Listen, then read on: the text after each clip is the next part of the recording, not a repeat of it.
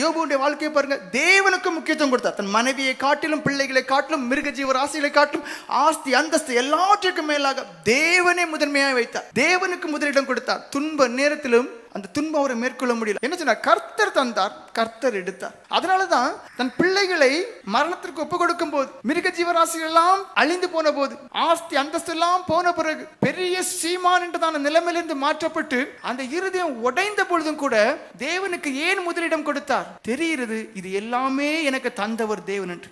ஏன் உங்களுடைய வாழ்க்கையில துன்ப நேரத்துல தேவனை பின்பற்ற முடியல? இதை தந்தவர் தேவன் என்றதான உண்மை, அந்த ஞானம் உங்களிடத்துல இல்லை. என்னுடைய சுயபலத்தோடு நான் அந்த நாட்டுல இருந்து சம்பாத்தியம் பண்ணது, நான் இங்க போய் கஷ்டப்பட்டது, நான் ஏன் வேலை செஞ்சு கஷ்டப்பட்டது. அட மனுஷா, உயிரை தந்ததுனால தான் வேர்வை வந்துச்சு, பலம் தந்ததுனால தான் வேலைக்கு போக முடிஞ்சிச்சு, அறிவை தந்ததுனால தான் ஆபீஸ் வேலையில் இருக்க முடிஞ்சிச்சு. எல்லாமே அவர். நம்ம கர்த்தர் தந்தார் ஒரு எண்ணம் இருக்கும்போது, அவர் எடுத்துக்கொள்ளப்படும் போது அவருக்கும் முக்கியத்துவம் கொடுக்க தோணும். உங்களுக்கு எதை இழந்து போனாலுமே பெருசா தெரியாது.